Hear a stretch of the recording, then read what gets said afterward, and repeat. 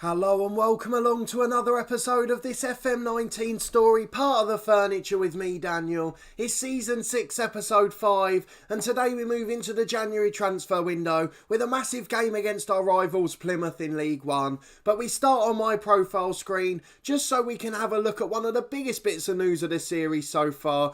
Take aside the fact that we've completed our first national licence and we're also studying for our second now, we're also wanted. In the last month we've been offered 2 interviews, one at Wolves, who you can see there, and one at Leicester. And if we go and have a look at the Premier League table, you can see just about how they're doing and why I'm a little bit surprised. They're 14th and 16th in the Premier League, so we're obviously impressing some people here. It's a shame those sort of offers don't come along in the other series where we can actually move clubs.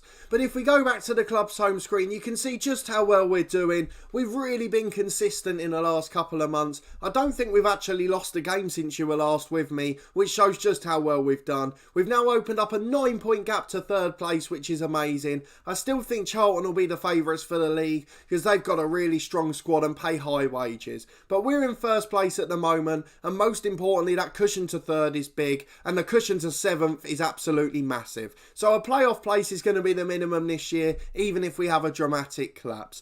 I wanted to briefly mention Maidstone as well. We talked about them following us up the leagues. They're only 3 points off the playoffs now, so there's no reason they couldn't nick that 6th place if they have a good window this time out. We've started to score a few more goals. We've now got the 3rd highest record in the league, and we're still best in the conceded chart at a rate of less than 1 a game. We've still just lost the 1 match in the league, and we've been doing okay in the other cup competitions as well. You can see we've got a massive FA Cup tie coming up, so we may well show that in today's episode too.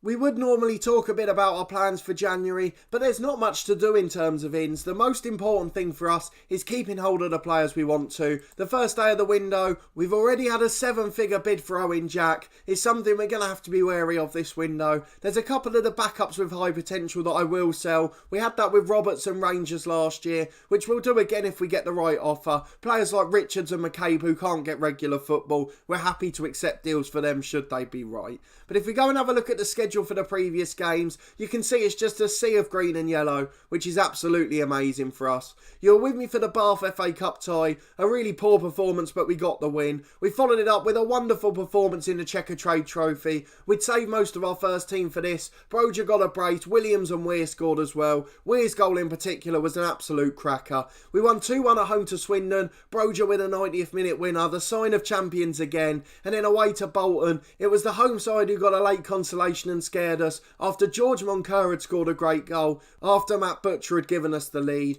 We won 4-1 at home to our other rivals Yeovil. They scored a late consolation, but Crawford, Stacey, Jack and Lewis had all scored. We then won 3-1 at home in the FA Cup to Tranmere, really comfortable for our backup side. Broja with an early brace, and from there it was plain sailing. We drew 1-1 away to Peterborough. Butcher gave us the lead on a stroke of half time, but Hitchin equalised for them. And then we won narrowly in the Checkatrade Trophy again. Jack and Lewis off the bench, 2 of the first teamers coming on to support the backup side. And then at home to Portsmouth we got the same result, starting to concede a few goals there, which is a little bit worrying, but a Reece Williams brace both from set pieces and a late Ellis Chapman goal gave us the win. We then drew away to my beloved Luton Town, Owen Jack with an equaliser after an absolutely ridiculous goal by Fred Owusu. They're also underestimating the Luton attendances there a little bit, but that's a minor sticking point at the moment. We won 2-0 away to Gillingham on Boxing Day. Crawford and Jack, the 2-star men with the goals. And then at home to Colchester we won 2-1. Butcher and Stacey getting the goals after we went 1-0 down early on. So we go into this Plymouth game full of confidence. Depending on how it goes, we might show the Palace one as well. But let's just see how we get on in the league. It's certainly our priority this year, so I'll probably actually rest players for the Cup, meaning it's not worth showing. Let's see who's favourites for the game. I'm sure it will be us. Only just. We won 4 of our last 5. Plymouth doing alright as well. They're in 10th place, just 2 points off the playoffs. And away from home, we have struggled to a few draws in the last month or so. Let's look at the lineup for today then. We've changed the whole left side from the game 2 days ago. Just 48 hours between. Everyone's been rested from training. Johnny Burns just been back from a month out injured. And the positives of that, as well as not losing many points, is that Aaron Davis got a run in the team and is no longer unhappy. So we've got all of the squad where we want them. It's just about not losing too many this month. We've mentioned the likes of Richards we'd be willing to sell. We've got Jack Clark we're trying to get off the books too. And James Collins, to be fair, it's a bit harsh on him being stuck as third choice. He's a really good player and doesn't deserve to be that far down the pecking order. So if we can find him a good move, we'll let him go. But our lineup for today is Bass in goal, Richards and McCabe are the fullbacks with Williams and Byrne in the middle, McDonald and Butcher in central midfield, Chapman in on the left-hand side, and then Crawford and Stacey in behind Owen Jack, who struggled for goals a little bit. We've got that bid for him as we've mentioned, but we also offered him a new contract just before. So hopefully he'll accept that and then the offers won't be anything to worry about. McComb's wanted on the bench. There's a few of our players now who are wanted by good clubs and we're going to have to be very careful in this window that we don't get caught out. But let's get into the game and fingers crossed we can get some sort of result. Maintaining the unbeaten run is the priority, even if it is just a draw. It's a very standard 4-5-1/4-3-3 for Plymouth. We've got our usual lopsided formation. We've just got to hope that we can get something out of it. The lads should be motivated. They're playing rivals away from home. We're not discussing transfer stories because we're talking about a game against our main rivals. We're looking forward to the game. It's Derby Day. Again, we don't want to talk about transfers. Can they get the hint the first time? And if we perform as we can, we know we're capable of winning. It's Plymouth with the kick-off to Purrington. They get it out to Smith-Brown on the left-hand side. Back to Guthrie and Purrington. They're keeping the ball nicely early on, but the highlight ends with no attack. It's a throw for Plymouth on the left. Smith-Brown takes it to Purrington. Just a couple of minutes gone. They've got Oliver Shenton in central midfield, the man who helped us to promotion in League 2. He was a really solid pro, but I don't think he's going to be causing us too many problems today. He was really poor for us. He didn't really play too well despite us getting promotion, and we weren't that endowed with him. We could have signed him on a free, but we chose not to in the end. Davis with a shot for Plymouth, the first one of the match, but it deflects behind for a corner and isn't even counted on the shots rating. Lemiris with a corner cleared by Richards and he's out for a throw-in as we go for safety first approaches. It's Davis on the right-hand side. Plymouth have made the better start here. Lemiras coming forward to Shenton. Normally we dominate the game and just struggle for goals sometimes, but this time it's all Plymouth. Williams heads away, deals with that aerial bombardment brilliantly, but it falls straight for Sarcevic again. The overlapping fullbacks are causing chaos. May heads it in at the back post, and we've started atrociously. Our worst performance in 5 minutes so far. We're normally brilliant out of the blocks, but as it said at the bottom, we've very much stumbled out of them this time. Jack with the centre kick. He gets it back to Williams. Williams coming forward to McDonald. We're keeping the ball, but we're not doing anything with it now. It's over the top towards Jack, but it's easy to head away. Crawford finds Butcher. He gets it to Chapman on the left. Cuts inside, goes for the shot, but it's straight at the keeper, but at least we finally tested him. 10 minutes gone and we're 1-0 down and playing awfully. Richards throws it in though. Stacey flicks on. Butcher slides it in but he's offside. I don't know why they go so early. It really frustrates me with the long throws that the players at the back post make their run so early. It's clearly easy to see, but unfortunately it's just not able to be changed by the manager. A quarter of the game gone though, and we're going to demand a bit more because we've done absolutely nothing in this game. We've got a corner with Stacey, an in-swinger. Williams at the back post but it's headed away. Falls for Stacey on the left again. He gets it across to Smith-Brown. Chapman volleys it just wide of the post, and that would have been another brilliant long shot had it gone in, but unfortunately it wasn't to be. We've got a throw on the right hand side with Richards. Stacey's there, flicks it down for Jack, deflects to Butcher. He's not off this time, but decides to hit the post instead. Unbelievable the way these are defended. Richards goes down the line to Stacey. They're offside again, but he cuts it back for Byrne, slides it in. The midfielders and strikers couldn't do it, but centre half and captain Johnny Byrne is fantastic again with another goal. Back from injury with aplomb, and Ellis Chapman's now picked up a tight hamstring. Adam Lewis, the first choice, will be back on at half time. We'll just see out the last few minutes. Bass at the back finds McCabe at left back. He's got time to bring it forward. Long over the top for Jack. He's put him in one-on-one. Great first touch, good second. Tries to chip the keeper. I really hate that. We've taught him to play a trait, place his shots. So why he's trying to chip the keeper, I don't know. Since he's learnt that trait, he's not trying to play shots at all. It doesn't make any sense. But at half-time, we are level, and we'd happily take that at the end of the game. Plymouth have scored from their only shot, but it's our fault for coming out of the trap so slow. Let's go and give the team talk. We're going to tell them to prove a point. Taylor's probably spot on with that one. Chapman's going to come off for Lewis, and we'll go back to our first choice 11 there, with the exception of Eamon McCabe. 5 minutes into the second half, we haven't seen anything yet, but now it's Plymouth coming forward on the right with Lamiras. He goes inside to Shenton, shoots from miles out, and he's causing us trouble now as Bass makes the save. And then straight away we've cut to another one. I don't know what happened there. That was a very quick skip, but Lamiras has another corner and outswinger. He's going to deliver to the back post, headed down rather than away. McCabe does just enough and it's out for another corner.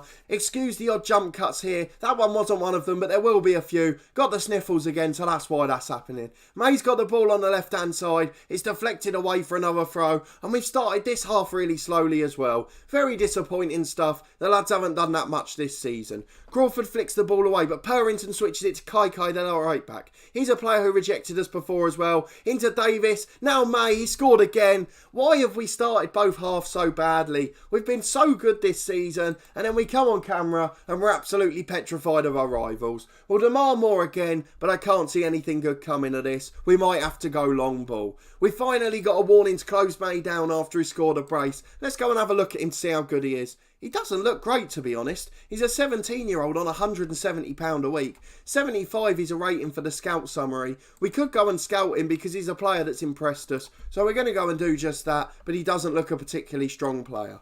Garside's got the ball in goal for Plymouth. He finds Purrington to Guthrie. Long ball over the top. Williams heads away as far as Butcher. He goes back to Williams. He goes inside to McDonald. McDonald's got two men over. Goes long for Jack. He's in one-on-one. Good effort, but straight at Garside, who tips it behind for a corner. Had a lot of power on it, so just had to keep it out. Stacey with an out-swinging corner to the back post. Headed away by Purrington. Lewis knocks it down, and his pinball in there as the highlight ends. 25 to go, and we're going to switch up our tactic. If we go in, we're going to do what we normally do when we're behind. It seems to have worked as we've got a number of late goals this year. Broja goes up alongside Jack. We just essentially play a 4-4-2, but with Stacey further forward. Target man on attack as well. Let's see what else we can do. McCabe was nervous, so we're going to bring on a left back, are we? We can't do that. We haven't got one on the bench. Let's ignore that completely. Who else are we going to take off? I think we'll leave it 5 minutes, but maybe Stacey as well is not having the best game, so Elliot List can come on too. We want to get those nervous players off. That's why we brought in so much experience this year. That's all three subs done then. We're going to go attacking, and on the team instructions we're going to go for slightly more direct passing. Now we've got a big target man up there to flick it on for Jack. Burn over the top. Jack chases it. Broja's in the middle, takes it himself and then goes straight at the keeper. Owen Jack, how is that placing his finishes? McCabe gets it to Lewis again. It deflects out for a throw in though, and we've got another chance to press from a long set piece. It's flicked on to Jack. Falls for Adam Lewis, the sub. Cleared away by Morgan, and it looks like Plymouth are going to hold on somehow. We have absolutely dominated this game, had more clear-cut chances, but just started both halves slowly and given away two silly chances. 15 minutes to go, and we're chasing the game at 2-1 down. Lewis with a set piece though, Garside save, Broja puts the rebound in, and again we're level from a position where we were behind. We just keep clawing points back this season, and it's absolutely brilliant to watch. They're inspired by the feedback the Plymouth team, but we've got another attack with Broja. Brown's brought him down, no penalty given. It seems like he got the ball and it's just been cleared long. Lamiras is in again. Don't let them score from their fourth shot on target. If they get 3 goals from 4 on target, I'll be very unhappy. Kai gets it inside to Sangster. He finds Shenton. 25 yards out to Lamiras. Got time to turn inside. Davis shoots. Bass makes a good save. We're going to ask the lads to show some passion because they're in a derby and they're not doing it. Williams has a free header at the back post from a corner, but he's put it over the bar. What a game it's been. We've got a minute plus stoppage time to go and we're remaining all out attack for now. 2 minutes to go, nothing happening. Just 30 seconds left as Morgan brings it away. He's going to go long over the top, is he? He goes left to Graham. Graham cuts inside, goes back to the left back. Have they settled for a draw because they're just playing it short? Sangster to Morgan. Morgan to the left-hand side to Graham. It would be awful if we lost it now. The sort of result that could derail the season. But if we hang on, it's a brilliant point and we remain unbeaten. The final whistle goes. We've managed to claw on for the point. We've come from behind twice. And although the defending was disappointing, the match stats and performance match what we normally produce in a game. A brilliant workout from the lads. And the fans go home happy after another undefeated game against the rivals. We told them they weren't good enough because they disappointed at the back a bit, but we had a backup left wing on, and unfortunately it just showed in the end. Shrewsbury have won, so the gap's down to 7 points to third, but after that winter period, we're more than happy to remain unbeaten. If we go and look at what the media have said about the game, we missed the chance to win, but I'm happy enough. Chapman's just out for a few days because we took him off early, and we've got a press conference to deal with in a minute. Let's go and have a quick look at the squad. I can see the fitness ratings are really low, so we're not going to show the Palace game on camera, purely because I'm going to play a reserve team and let the game go. The lads have done really well to get to the third round, and it's the backup team that have got there, to be fair. We've got another big tie away from home, which will hopefully improve our already decent finances. We've got nearly 2 million in the bank, despite spending 2 million on training and youth upgrades this time. We've got our facilities improved, and if we get promoted, don't forget, we really want to push for a new stadium. So hopefully those finances will go back above 2 million and give us a little bit more wiggle room in the January window. But let's quickly talk about the players we're looking to possibly sell. We're not really looking actively to sell people, but in terms of ones we'd be willing to let go should we get a big enough offer. One of those is definitely John Richards. He's not going to reach his potential here, but he's a player who has got really high potential and he's wanted by championship clubs. If we can get an offer like we did last January, around the £1 million mark, then we'll very much be happy to sell him for that. Eamon McCabe isn't wanted at the moment, but at various points in the season he has been. He'll be playing again in that FA Cup tie, so a chance to show himself off. Again, if we get an offer around the 1.2 million, we'll be happy to sell him for that. They're both backup players and they deserve a chance to go and play first team football. They've been really good pros for us and I have no complaints about them at all. The other ones that we're looking to get out actively are Jack Clark, who's now wanted by a couple of clubs. So let's go and offer him out this time. Transfer list him, set him as not needed, and fingers crossed he'll get some first team football. Just never really recovered from his injury, as I've gone on the wrong player there. He was out for that 5 or 6 months at the end of last season, and he's only come back to 2.5 star, with his physical stats taking a bit of a hit. So unfortunately he's not quite going to make it, especially as we go up to the Championship. We're also going to look to loan out Ronan Darcy. Now we're only in a couple of competitions, and George Monker's been absolutely brilliant when he's played, so he's very much the backup for us. If we go and take a look at him, he is improving slightly in training, which is good, and his bravery going back up after a long-term injury. Greg Weir's another one. His personality's improved and his determination keeps creeping up. He's probably not going to reach that potential now, and we can't agree a new contract with him yet, but we are going to loan him out for the season just to try and get him some first team football. The other ones that are being chased, Facey's out of contract at the end of the year, but I think I'd rather let him go for free than get 30 or 40 grand for someone who could contribute hugely. Aaron Davis, similar situation, out of contract at the end of the year, worth 100 grand, and there's a couple of clubs that want him. Perhaps I'll help out my beloved Luton Town, but I think it's more likely that we'll give him a new 1-year deal. McComb's wanted now as well, played a lot more football this year. Look at that in League One, 22 appearances all off the bench, and he's done quite well for us, to be fair, and he's done okay in cup competitions too. He continues to improve and he's wanted by bigger clubs such as Sheffield United, who are actually in the Premier League, so I think we have to let him go if we get a good enough offer. I don't know what he's worth at the minute, just 50 grand, so we're looking for $1 million again, but if we can get those sales in and not affect our first 11 or 12 players in the squad, then hopefully that'll give us a good platform to both get promoted and then have money to pay for the new stadium. But let me know your thoughts below. Is there anyone I definitely shouldn't be selling out of the youngsters,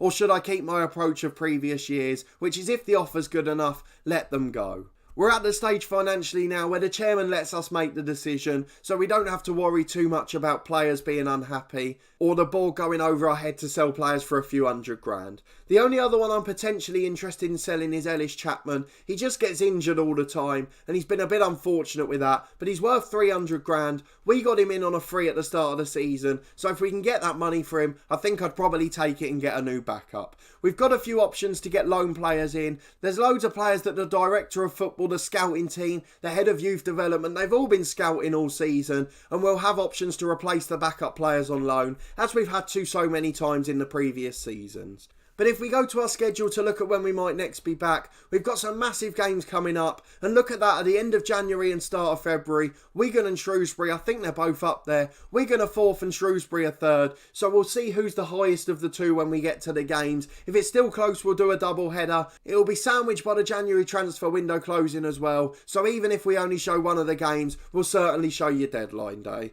But that will be all for this episode. If you did enjoy it, please put a thumbs up on the video. Let me know down in the comments what you think of the January window. Do you agree with what I've been saying, or do you think we need to avoid selling players this time around just to keep the continuity in the squad for the promotion push?